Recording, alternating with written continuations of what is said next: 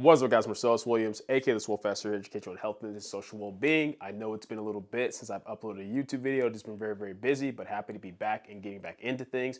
And there's quite a few, videos that I have planned for you guys. I'm gonna be, once I get to the end of this block, kind of be letting you guys know what I've been up to as far as my training, showing you the changes that I've made, as well as explaining what my plans are going into the new year as far as my first meet that I have planned, everything like that. I'm also going to be doing a breakdown over block duration length, like explaining why I personally think 4 weeks works so well for the vast majority of people and why historically a lot of great programs, even free programs that have been put out there, are kind of ran in 4 week blocks. And then kind of talk about the exceptions, like why, for myself, the past 3 years, why I thought why 3 weeks worked so well for me for the past 3 years, and why you might have other people like, 5 or maybe even 6 weeks works well for them. I kind of want to just give you guys a nice little breakdown of all of that, as well as explaining why I'm going back from doing 3 weeks that I've been doing for the past 3 years to now why I'm back on 4 week programming. But all that will be for later. For today's video, what I want to talk to you guys about is pretty much just a very simple, but in my opinion, underrated deadlift cue. This is something that I thought was actually a little bit more known and a little bit more popular in general, which is why I haven't directly talked about it or made a video about just this topic specifically, since I brought it up in past YouTube videos before.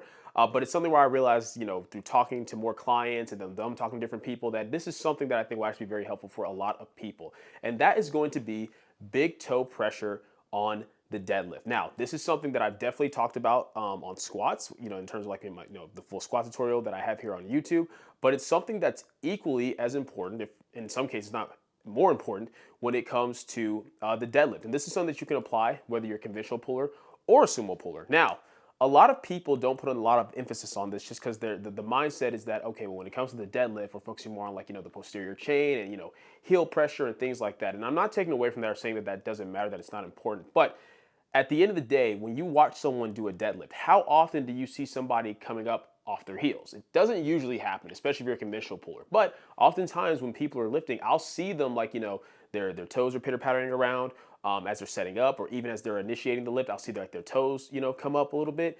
And you're missing out on something that's going to very easily help you create overall more tension from before you even touch the bar if you emphasize big toe pressure. And as I'm taking you guys through this, I'm gonna have clips pop up on screen so you can see visuals for what I'm talking about. But basically, the whole idea, right, as it comes to the deadlift, whether you pull conventional or sumo, unlike the squat or the bench press, there is no eccentric loading of the deadlift technically, right? It's a concentric only movement. So as I've told you guys before in past videos, when I'm setting up on my deadlift, the whole thing I'm trying to do with my setup is put myself in a proper position, right? As well as creating as much tension as possible on the way down to the bar, almost so I'm like creating my own pseudo eccentric in a sense. So that way, when I wedge into the bar and I press off the floor, it feels very strong, very powerful, and very consistent. So just as a quick overview going through like, the entirety of my setup, right? I of course walk up to the bar. I try to have the bar about, over midfoot. I might do a little practice hinge down to the bar to kind of see like, how everything is feeling as far as my positioning. And then, I'm standing up straight. But before I stand up straight, what I like to do is emphasize big toe pressure. So as I'm hinged down to the bar, I kind of get my feet where I want them to be, and then I'm focusing on driving my big toe hard into the floor. Of course, I want my pinky toe to be well planted. I want my heel to be well planted. But once again, on the deadlift, you usually don't have to worry about coming up on the heels. But I want to make sure that I'm emphasizing driving that big toe into the floor. And then from there, I feel tensioning in my quads. So when I then stand up straight, I'm not just standing, but I'm basically pressing into the floor to press myself up into that upright position. Now, of course, you guys know from here with my setup, I, exhale first as the first half of the brace to get my core tight, to get my obliques feeling tight, to get myself in like, a tight neutral position. And then of course I inhale into that. I don't just inhale let the abs flow back out. I keep that core tight that I create with the exhale, and then I inhale into that to brace. Steve DeNovi actually just put out a great video over this, which, where he just kind of frames it a little bit differently. So that way, if, that framework doesn't work well for you guys, you can, hear it in a different type of way. And I'll actually have a link in the description box to that video. But basically just showing exactly how we brace. The brace is not just inhaling, you're just trying to get as much air into the core as possible. The brace is actually going to be, creating a tension core first through that exhale, right? Whether you want to call it like, stacking yourself as far as like getting your pelvis in alignment, rib cage, whatever you want to call it. But basically we're just trying to get, the core nice and tight into that proper position. And then we're going to inhale to complete the brace from there, right? So then we have that tension. So I'm setting my brace in that way. But then because I have that big toe pressure, as I'm hinging to the bar, I'm also pushing into the floor. And that big toe pressure allows me to really feel that, because once again, I feel my quads being active. Like if I just stand up straight, right, with my feet flat, my pinky toe heel and big toe just flat, I'm just standing up straight. But then from that position, if I just drive my big toe hard to the floor, I'm gonna feel my quads creating far more tension already. My quads are gonna get tight. So from there, I'm holding on to that. As I hinge down to the bar, I'm pushing into the floor. And that way, when I grab the bar, what's allowing the slack to come out is not just like, it's not just the physical pull up of the bar against the plates, but it's the fact that I'm pushing into the floor, and those opposite forces working on each other are what allow the slack to come out. So I'm pushing into the floor as I go down to the bar. I'm lightly pushing into the floor as I'm taking the slack out.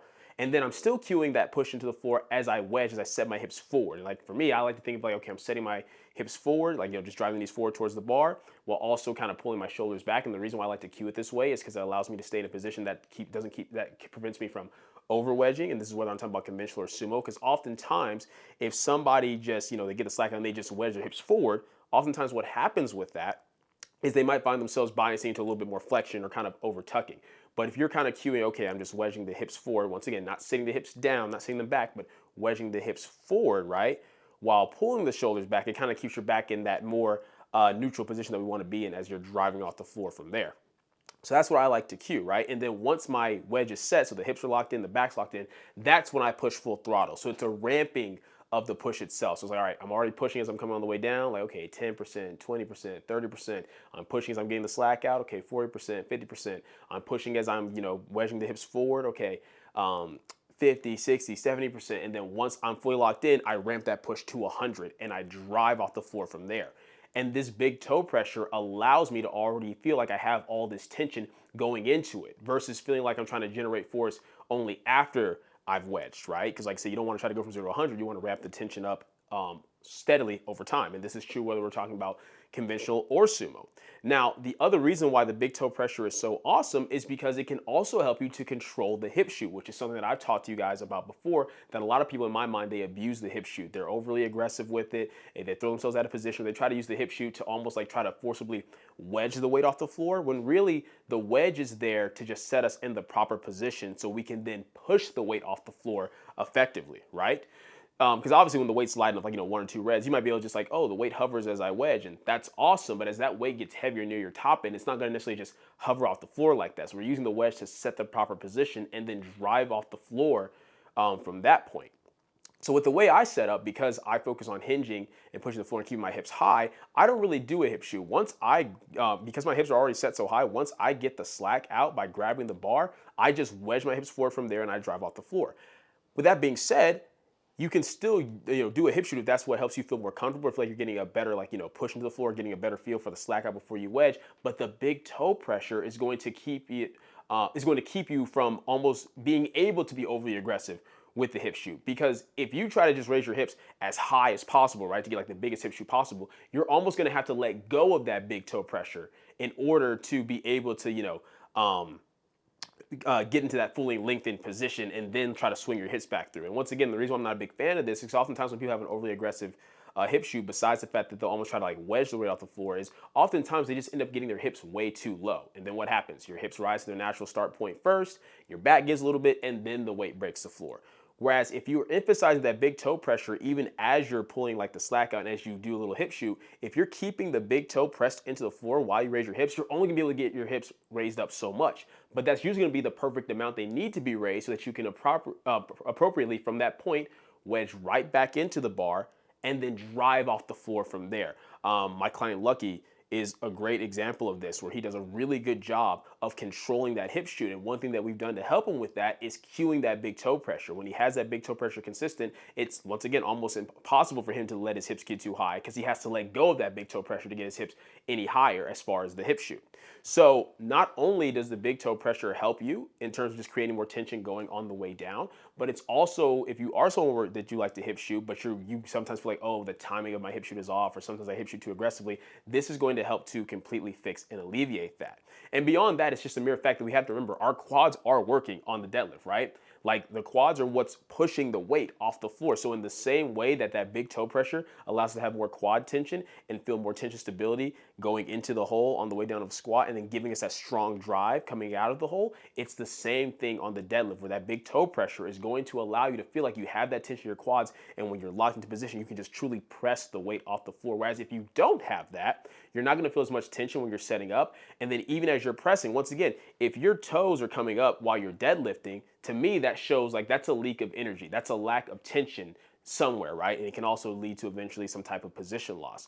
So as I've said many times before on this channel, the key more often than not to a very efficient deadlift as far as a smooth lockout is being in that proper start position, being able to create tension off the floor. Now, how fast or slow you are off the floor is once again going to be relative to you, your leverages, muscle fiber types, everything like that. What's a fast pull for someone might be a slow pull for somebody else. But at the end of the day, in powerlifting, we're not getting points for moving the weight fast, right? It's can you get the weight from point A to point B, not how fast you get the weight from point A to point B. But what's cool is with that big toe pressure, you're probably gonna just notice you have a lot more pop off the floor in general, and it's probably gonna break the floor faster than what it typically would relative to yourself if you don't incorporate this. So, like I said, this is a very quick, easy video, quick little tutorial, but it's something that's, like I said, very underrated. Like just try it. Like if you just stand up right now, right? And then you just, while standing up straight, emphasize driving your big toe on the floor, you're gonna feel the tensioning in your quads from that already. So this is something that I think will be very beneficial to you all to almost automatically help your deadlift, no matter like how you pull or what other fancy things you do with your setup. If you just emphasize that big toe pressure before you even go down to the bar, and that way you're pressing the floor as you're hinging down to the bar and you're keeping that tension of your feet as you set up, it's gonna help. Now for some people where you may be like, you don't do the little hinge at the bottom, maybe you just start, straight, like erect straight up at the top, and you don't do a little like practice hinge, that's okay. Just make sure that before you go down the bar, you feel that big toe pressure first, you have that foot firmly planted, and that way you're pressing into the floor as you're hinging down to the bar from there. And if you do that, I can almost guarantee you that's gonna instantly make your deadlift feel that much better. But yeah, that's pretty much it, guys. That is it for this video. I hope you guys enjoyed it. If you did, go ahead and leave a comment down below. Let me know what you did. If you're not, leave a comment down below. Let me know what can we get better. Like the video, share, subscribe. Keep it simple, specific, scientific. I'll catch you guys later.